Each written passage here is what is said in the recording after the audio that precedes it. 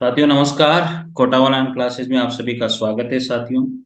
ये series continue चलती रहेगी जब तक फर्स्ट ग्रेड, सेकंड ग्रेड और PGT, TGT, DSSB, PGT, TGT जो भी एग्जाम है किसी भी स्टेट में हिंदी साहित्य का इतिहास जहां पर भी आता है वहां पर ये क्वेश्चन दमदार तरीके से आपके पेपर में आएंगे साथियों। और आपको अगर अच्छे लग रहे हैं तो जरूर कमेंट कीजिए और बताइए कैसे लग रहे हैं साथियों आपको। और पहली बार अगर आपने देख रहे हो तो निश्चित रूप से सब्सक्राइब कीजिए, शेयर कीजिए और बेल आइकन को जरूर प्रेस करके रखिए ताकि आपको नोटिफिकेशन इसका मिल जाए साथियों।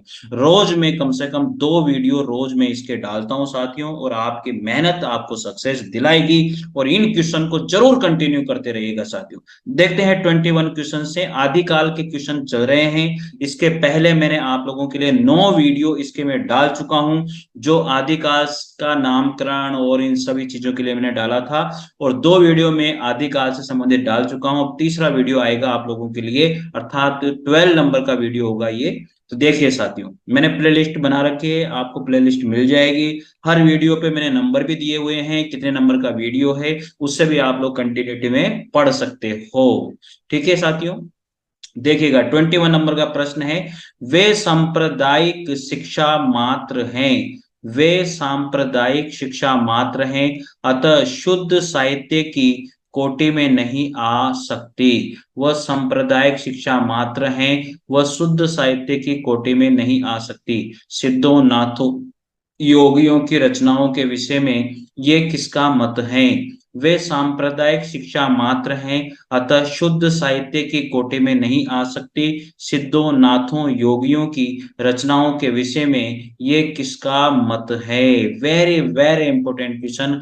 आचार्य रामचंद्र शुक्ल ही इस प्रकार के मत देते हैं। एक बार और इस मत को पढ़ लेते हैं। वे सांप्रदायिक शिक्षा मात्र हैं, अतः शुद्ध साहित्य की कोटि में नहीं आ सकती। सिद्धों, नाथों, योगियों की रचनाओं के विषय में ये किसका मत है? ये मत आचार्य रामचंद्र शुक्ल का है साथियों। देखिएगा, वे सांप्रदायिक शिक्षा मात्र हैं, अतः शुद्ध साहित्य की कोटि में नहीं आ सकती। सिद्धों, नाथों, योगियों की रचनाओं के विषय में ये मत आचार्य रामचंद्र शुक्ल के द्वारा दिया गया है। आचार्य रामचंद्र शुक्ल का मानना है कि सिद्धों, नाथों और योगियों की रचनाएं तांत्रिक विधान, योग साधना, आत्म निग्रह, भीतरी चक्रों, अंतर्मुख साधना का महत्व है कि इत्यादि सांप्रदायिक शिक्षा मात्र हैं। जीवन की स्वाभाविक अनुभूतियों और दशाओं से उनका कोई संबंध नहीं है, अतः वे शुद्ध साहित्य के अंतर्गत नहीं आती है। उनको उसी रूप में ग्रहण करना चाहिए जिस रूप में ज्योतिष, आयुर्वेद आदि ग्रंथ माने गए हैं। तो इस प्रकार से आचार्य रामचंद्र शुक्ल ने ये बात भी कही है, इसलिए इसको भी आपको ध्यान रखनी है। अगली बार देखते हैं साथियों।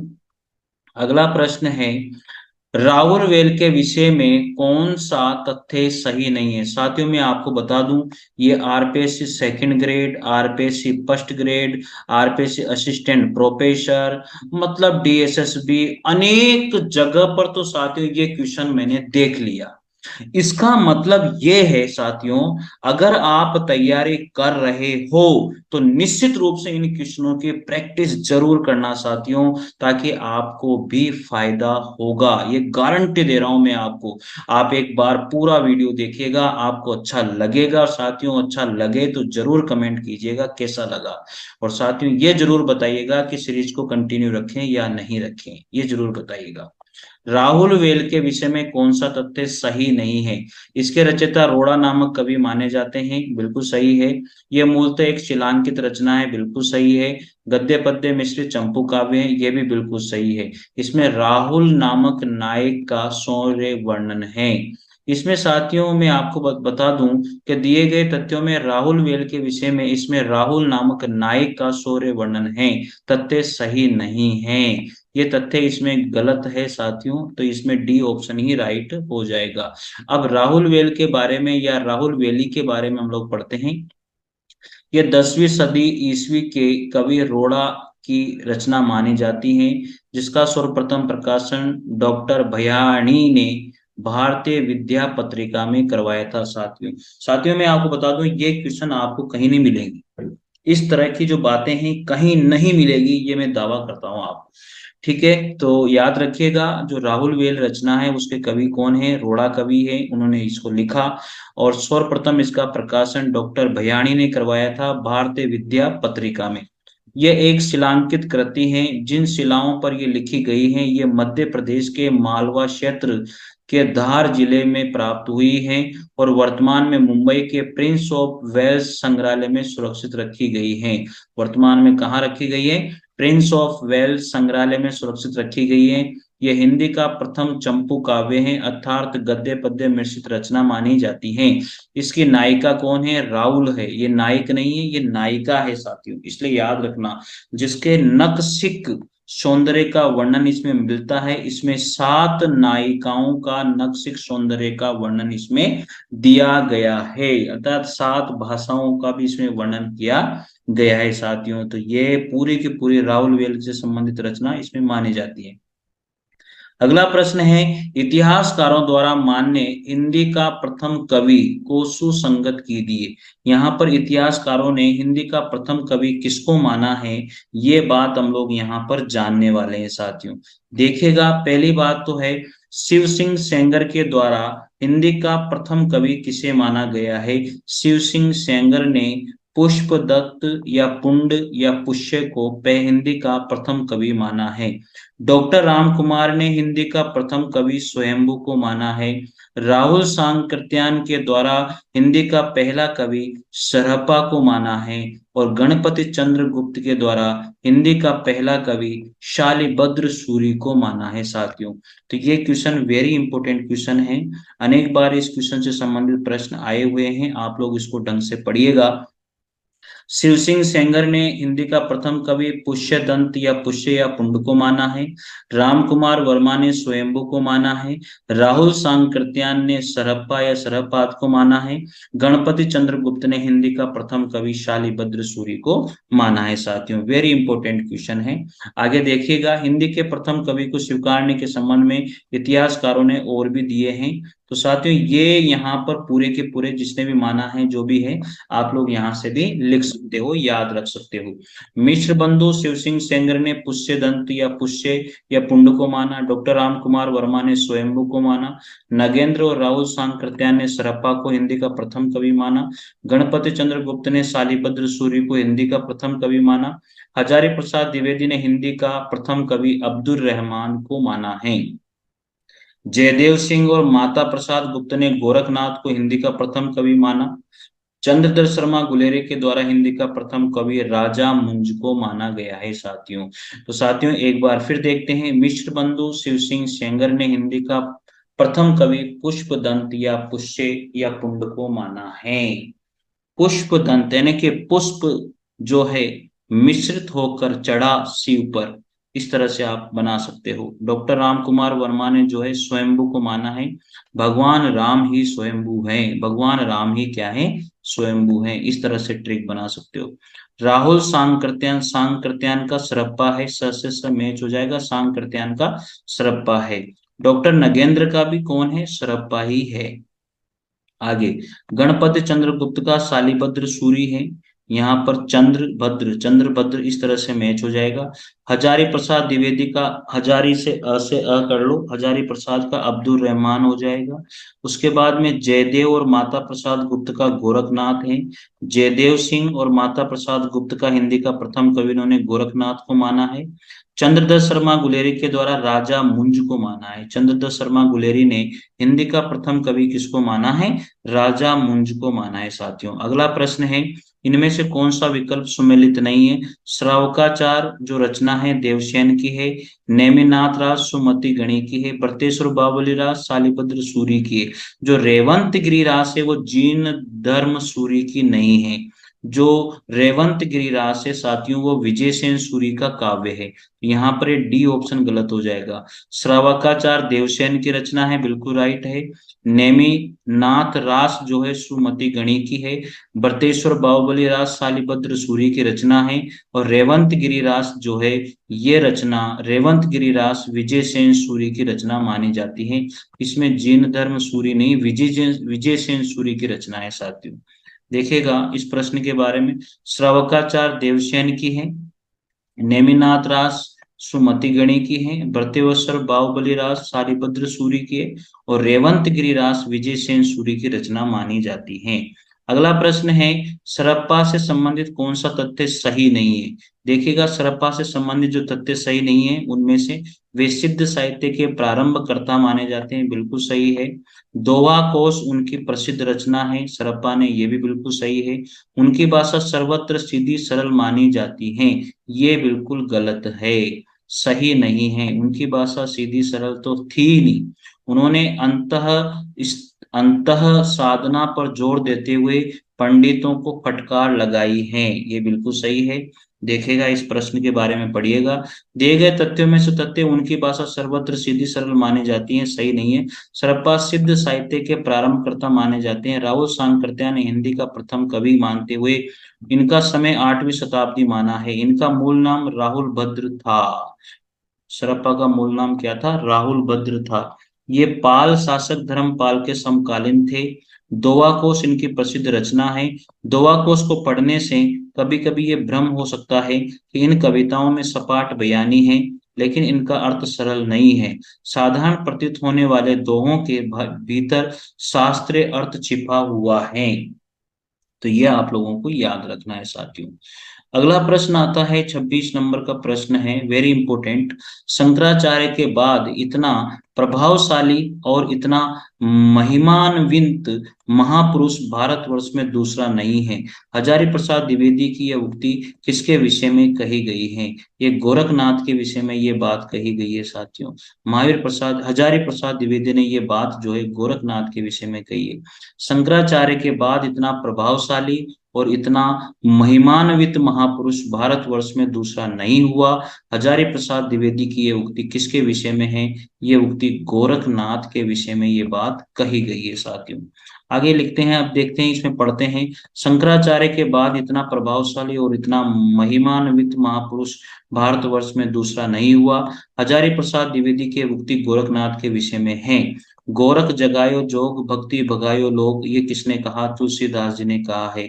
गोरख जगायो जोग और भक्ति भगायो लोग, ये उक्ति जो है गोरखनाथ जी के बारे में तुलसीदास जी के द्वारा कही गई है। सिद्ध संप्रदाय का विकसित और परिवर्तित रूप ही नाथ संप्रदाय है। सिद्ध संप्रदाय का जो विकसित और परिवर्तित रूप ही वह नाथ संप्रदाय है। नाथ एक विशेष वेशभूषा धारण करते थे।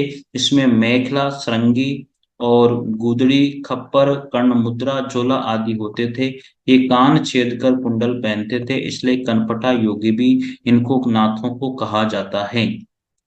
गोरख सिद्धांत संग्रह में गोरखनाथ को ईश्वर की संतान के रूप में संबोधित किया गया है। गोरख सिद्धांत संग्रह में गोरखनाथ को ईश्वर की संतान के रूप में संबोधित किया गया है। गोरखनाथ का जो समय है डॉक्टर राहुल सांकृत्यायन ने 845 ईस्वी माना है साथियों। साथियों, जहां पर भी आपके नोट्स हैं वहां पर अगर कोई चीज मेंशन नहीं है और यहां से आप लोग देखते हो तो प्लीज वहां पर नोट डाउन कर लीजिए। आपके लिए बहुत बड़ा बेनिफिट है और ये इतनी बढ़िया सामग्री मैं आप लोगों को उपलब्ध करा रहा हूं, शायद आप भी पढ़ोगे तो एक बार तो जरूर कमेंट करके बताओगे सर जबरदस्त सामग्री आप दे रहे हो। ठीक है, देखिए, गोरख सिद्धांत संग्रह में गोरखनाथ को ईश्वर की संतान के रूप में संबोधित किया गया है। गोरखनाथ का जो समय है डॉक्टर राहुल सांकृत्यायन ने 845 ईस्वी माना है। गोरखनाथ की प्रमुख रचनाएं कौन कौन सी है साथियों? देखिएगा, डॉक्टर हजारी प्रसाद द्विवेदी ने गोरखनाथ के 28 ग्रंथों का उल्लेख किया है, जिनमें से निम्नलिखित प्रमुख है। अमनस्क योग, गोरख कल्प, गोरख शतक, गोरख संहिता, महार्त मंजरी, ज्ञानामृत योग, योग चिंतामणि, विवेक मार्तंड, हठ योग और हठ संहिता, ये इनके गोरखनाथ के थोड़े से प्रमुख ग्रंथ हैं।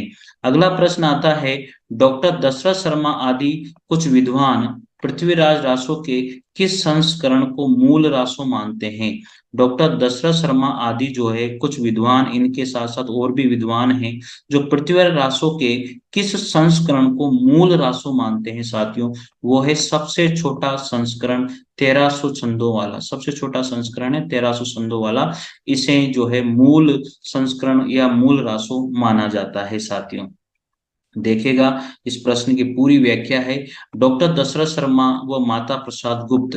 डॉक्टर दशरथ शर्मा व माता प्रसाद गुप्त आदि कुछ विद्वान पृथ्वी रासों के लघुतम रूपांतरण को सर्वाधिक प्रमाणिक या मूल रासों मानते हैं, जिसमें 1300 छंदों का उल्लेख है। और मथुरा प्रसाद दीक्षित ने मध्य संस्करण, जिसको 7000 छंदों को प्रमाणिक माना है।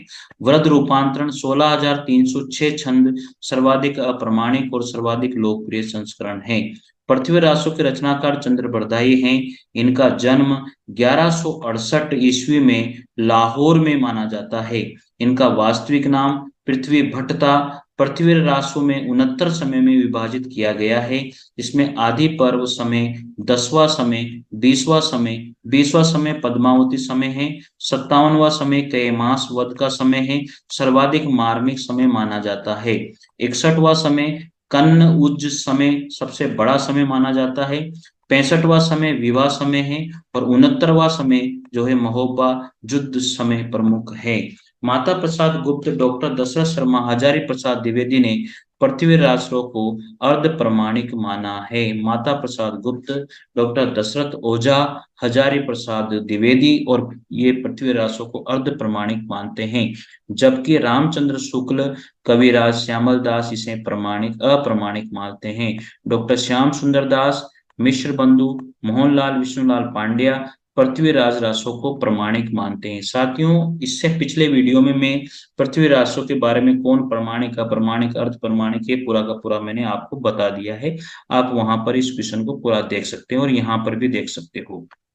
अगला प्रश्न है, बीसल देवरास, क्या नाम है? बीसल देवरास के जो संपादन करता है इनमें से कौन है? माता प्रसाद गुप्त और अगरचंद नहाटा। माता प्रसाद गुप्त और अगरचंद नहाटा जो है बीसल देवरास के संपादन करता रहे हैं। देखिएगा, इसमें पढ़िएगा क्या क्या है बीसल देव रासो के बारे में। बीसल देव रासो के संपादन करता माता प्रसाद गुप्त और अगरचंद नहाटा है। बीसल देव रासो 14वीं सती विक्रमी के रचनाकार नरपति नाल हैं। ये सुप्रसिद्ध रचना 4 खंडों में विभाजित है। प्रथम खंड में मालवा नरेश भोज परमार की पुत्री राजमती से सांबर नरेश बीसल देव विग्रराज के विवाह का वर्णन है। द्वितीय खंड में साथियों बीसल देव के राजमती से रूठकर उड़ीसा चले जाने से संबंधित वर्णन है। तृतीय खंड में राजमती का विरह वर्णन है। और चतुर्थ खंड में भोजराज द्वारा पुत्री राजमती को वापस ले आना तथा बीसल देव रासो द्वारा राजमती को चित्तौड़गढ़ वापस लाने का वर्णन किया गया है। तो साथियों, इंपोर्टेंट प्रश्न है, आप लोग इसे जरूर पढ़िएगा। बीसल देव रास या बीसल देव रासो हिंदी परिषद प्रकाशन इलाहाबाद विश्वविद्यालय इलाहाबाद से प्रकाशित माता प्रसाद गुप्त तथा अगरचंद नहाटा द्वारा द्वारा 1953 में संपादित पुस्तक मानी जाती है। लिखी तो किसने थी? ये नरपति नाल के द्वारा लिखी गई थी। अगला प्रश्न है, आदिकालीन हिंदी कवि अमीर खुसरो विषयक कौन सा तथ्य सही नहीं है? आदिकालीन हिंदी कवि अमीर खुसरो विषयक कौन सा तथ्य सही नहीं है साथियों? तो इसमें डी ऑप्शन आ जाएगा, उनका लक्ष्य जनता को धर्मोपदेश देना मात्र था। ये गलत है। तो यहाँ पर अमीर खुसरो के बारे में हमने पहले बहुत डिटेल से पढ़ लिया था। उनकी पहेलियां, मुकरियां और दो सूखने हिंदी साहित्य की प्रसिद्ध रचनाएं हैं। उनकी रचनाओं में खड़ी बोली काव्य भाषा बनने का प्रयास कर रही थी। उन्होंने जनजीवन के साथ घुल मिलकर काव्य रचना की थी। लेकिन ये धर्मोपदेश देना मात्र था, ये तो गलत हो जाएगा इसका। ठीक है, उनकी रचनाएं पहेलियां, मुकरियां, दो सूखने, गजल, ये जो है अमीर खुसरो की रचनाएं थी। इनका जन्म 1253 में हुआ था, आधुनिक एटा उत्तर प्रदेश के पटियाली गांव में। ठीक है, तो ये आपको थोड़ा सा याद रखना है। अमीर खुसरो को जो है खड़ी बोली का प्रथम कवि माना जाता है। और तूतीय इंद या हिंद का तोता भी इनको कहा जाता है। इन्हें सितार के आविष्कार का भी श्रेय दिया गया है। वेरी वेरी इंपॉर्टेंट क्वेश्चन है। अमीर खुसरो में जो बातें वहां नहीं आई थी वो पूरी की पूरी यहाँ पर आ जाती है साथियों।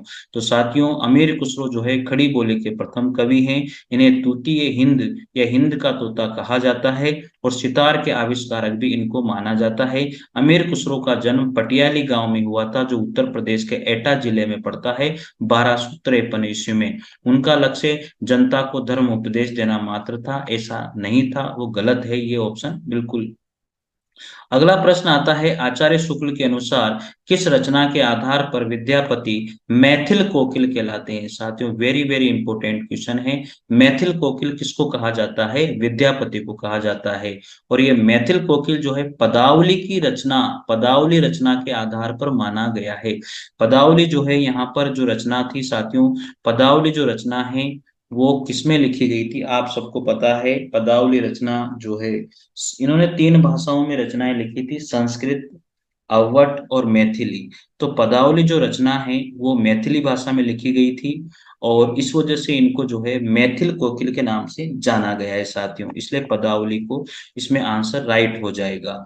इनकी विद्यापति की और भी रचनाएं हैं, लिखनावली, पुरुष परीक्षा, दान वाक्यावली, गया पतलक, वर्ण कृत्य, दुर्गा भक्त तरंगिणी, गंगा वाक्यावली, ये सारी की सारी रचनाएं संस्कृत में लिखी गई रचनाएं साथियों। कीर्ति लता और कीर्ति पताका जो इनकी रचना है वो संस्कृत में लिखी गई नहीं है, ये अवट भाषा में लिखी गई है।